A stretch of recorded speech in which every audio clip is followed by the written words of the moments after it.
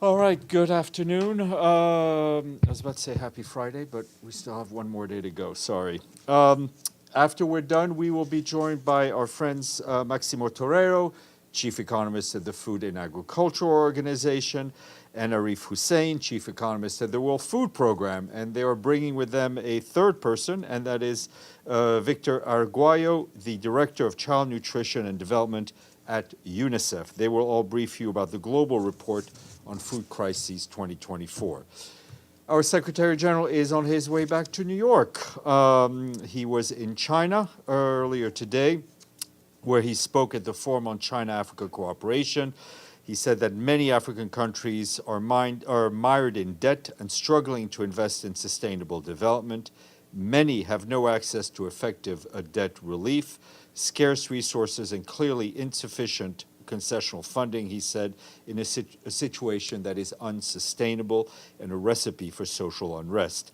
That is why, he said, we have proposed deep reforms to the outdated, ineffective, and unfair international financial system, and an SDG stimulus to provide developing countries with the liquidity they need while seeking medium and long-term solutions.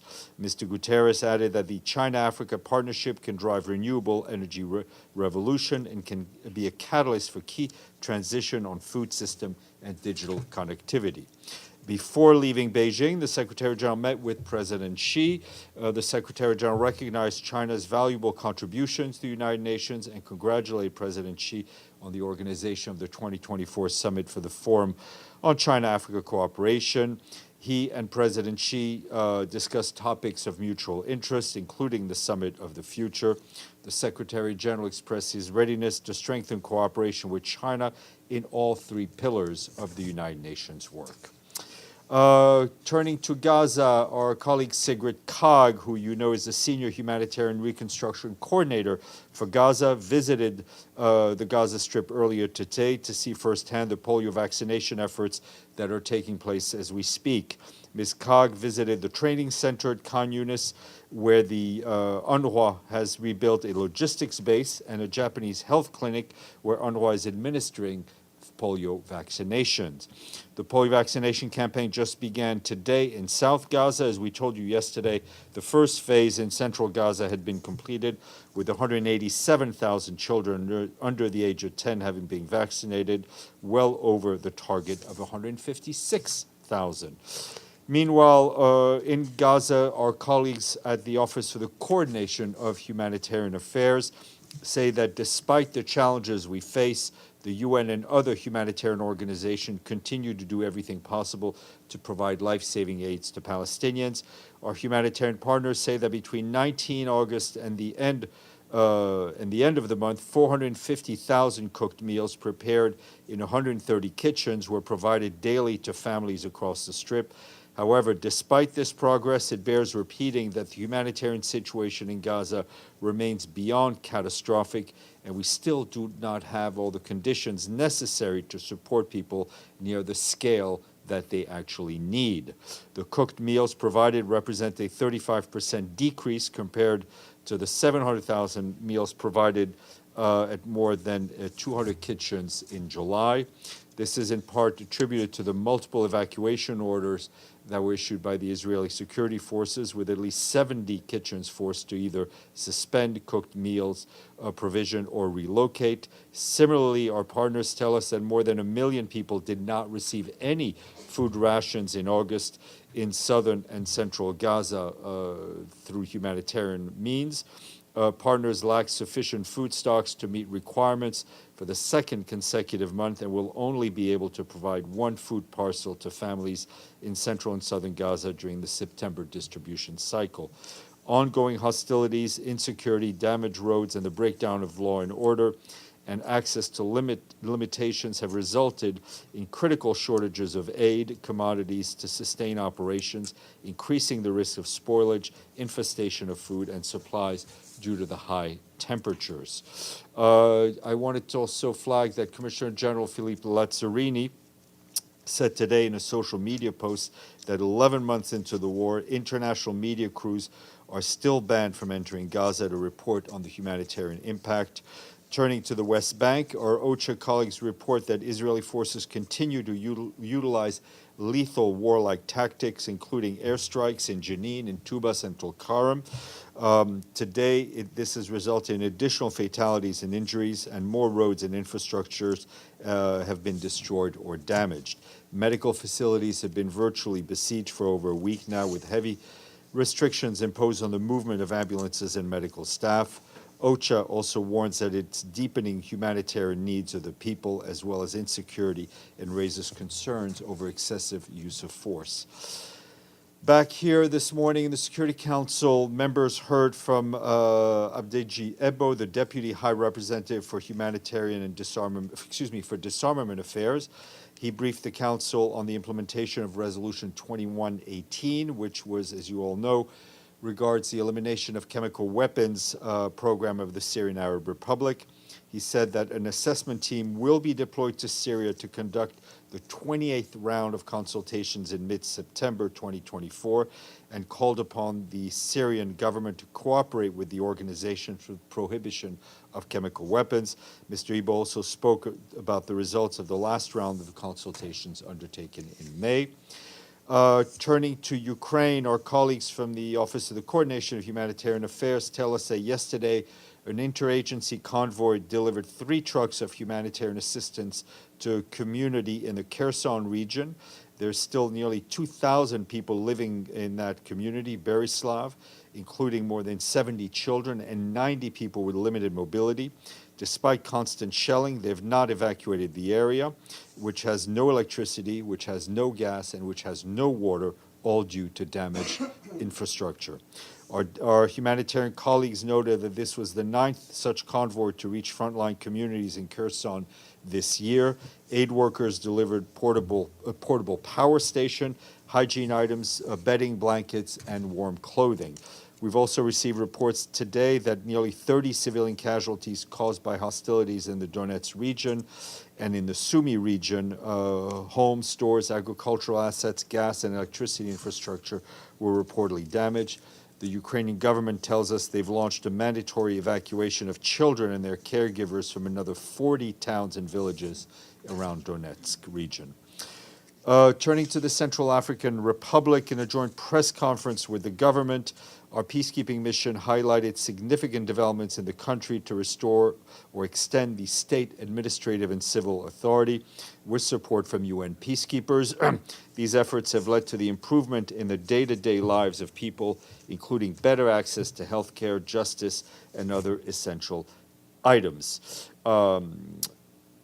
Our head of the peacekeeping mission there, Valentin Rugwa Biza, highlighted an example through its air transport system that the mission facilitated in recent weeks the deployment of 4 newly appointed governors, 9 prefects, a dozen sub-prefects to different parts of the CAR.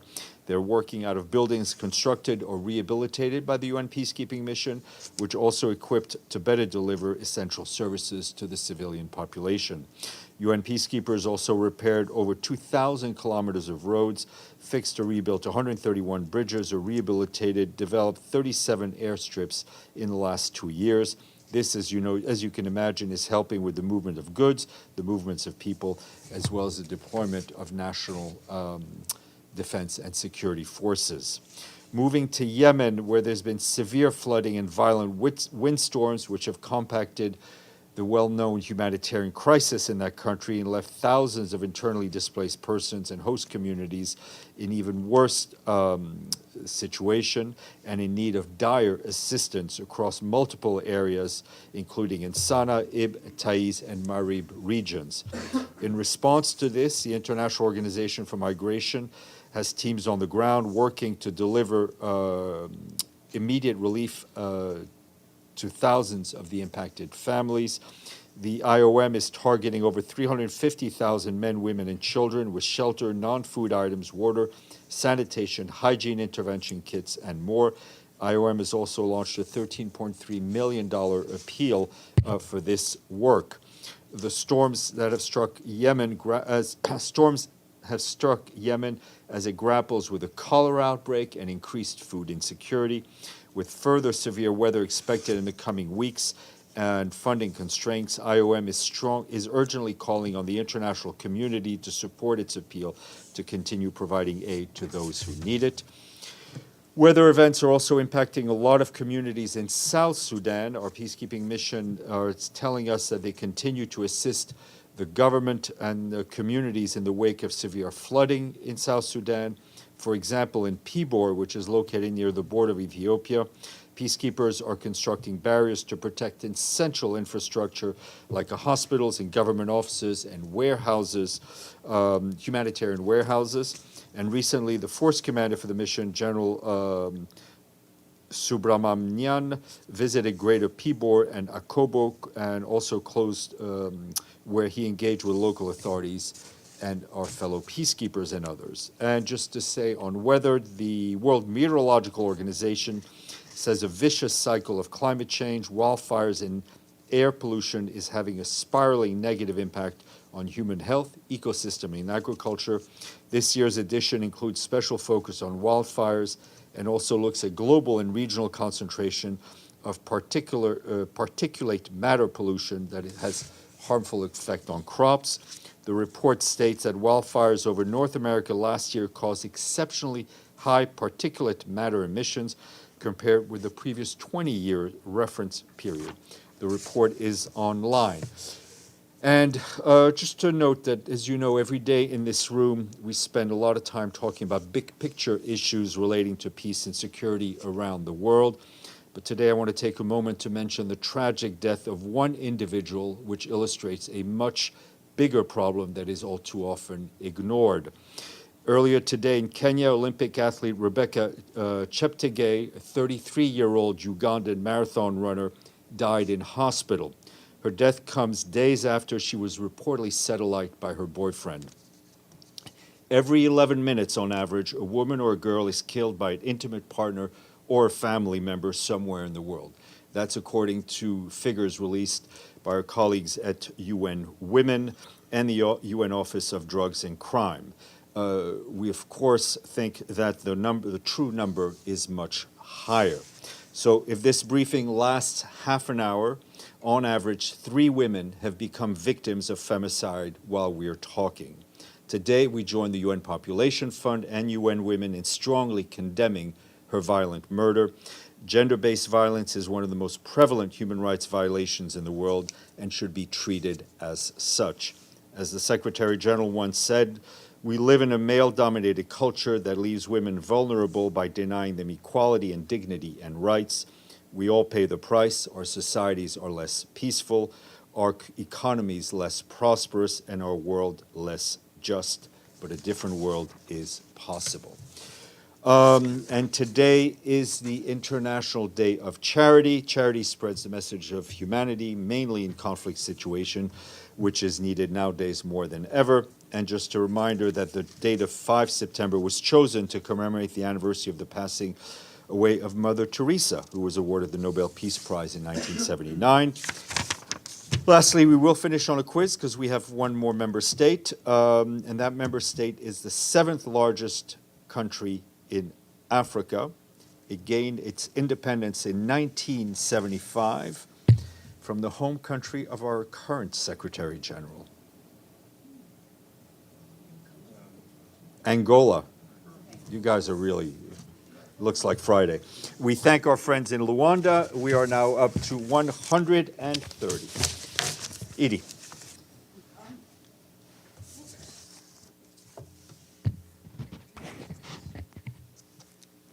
Thanks, Steph. A question on Sigrid Kaag.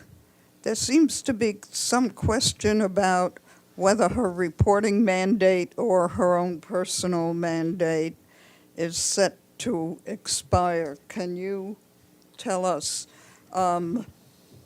what the Secretary General's view is, and does he expect her to stay in this post? Well, the resolution is clear as to the mandate. We will see what the Security Council decides. We will, of course, work with whatever the Council decides. But it bears. It's important to note also the importance of the work that Ms. Cog has done over the last months, really bringing coherence to the way that humanitarian aid arrives in Gaza in extremely challenging circumstances. And Sigrid will be here the 16th, that Monday, whatever, the 16th of September. And I know she's already will be speaking to you at that point. Amélie. Thanks, Steph. I have a question on Haiti. It seems that there are discussions led by the US to transform the mandate of the MSS Mission because of problem of lack of funding. And there are even discussion around possible proper UN peacekeeping operation. Can you tell us what discussion have been going on with the peacekeeping people here? And if I remember correctly, the Secretary General was not particularly in favor of a full-fledged UN mission. So what is his position about that? I'm not aware or have not been made aware of any discussions that have been taking place here in this building with our peacekeeping colleagues on the issue. And I'm not sure of how much the Secretary General's thinking has evolved on this matter from what he said publicly. Signor Vacara. Yes, because it's a follow-up. I had the same question I want to just add. Is there any communication between the U.S. government and the Secretary General, for example, for the visit of the Secretary of State today in Haiti? And then is the Secretary General satisfied so far of what the mission of the Kenyan police has been accomplishing? Well, I mean, it's not for the Secretary General to give a grade to the impact of the multinational force. The fact that it managed to deploy, led by Kenya with the support of many others, I think is a tremendous step forward. It's very helpful to the Haitian authorities as they try to lead a government of transition. The force could, of course, use more funding, and I would encourage you also, the website, the funding website is now live and public for all of you to look at on a daily basis, should you be interested. As for the beginning of your question, I can check, but I have no doubt that our colleagues in the political office in Haiti have been in touch with the U.S. Authorities, but we can check if there was actually a meeting and if our special representative met with him. Yes, sir. Hi, Steph. If the SG, I'm sure you've received this question a few times, but if the SG... if you know I've received it a few times and I've answered it a few times, but... If the SG is able to explain and distill what the Summit of the Future is all about that's happening in 3 weeks' time, and especially to people on the outside and why they should care, how would he best explain it? I think we are living in a time where there is no greater need for highly functioning, just and fair international institutions because of the problems that we face today, whether it's climate, whether it's pandemics, no border. Not one country can deal with it by themselves. We need those institutions. We need those institutions also for the economic well-being of countries. They are not, the institutions that we have now came out of the Second World War. They are no longer fair. They're no longer just or as just as they could be. And this is a chance for member states to come together and find a better way forward. That's as distilled as I'll ever get. Oui, madame. Thank you, Steph. Yesterday, the Israeli Prime Minister said that Israel is seeking to take control of food distribution in Gaza. Has the UN been communicated of any plans, No. And how does the UN feel about that, about the feasibility of that? Well, I mean, I think we've heard a lot of statements around that. I think that two things are critical. One is the UN and UNRWA are the backbone the heart, the lungs, and the arms of humanitarian distribution of food, of health in Gaza currently. The Israeli government, as the occupying power in Gaza, has a responsibility to ensure us that we are able to do our work. We are in constant contact with Israeli counterparts, notably COGAT, on how to improve the system, and that's a big part of Sigrid Kaag's work as well. Okay. I don't see a question online. I will ask our guests to be plugged in, and my friend Fahan will take it from here.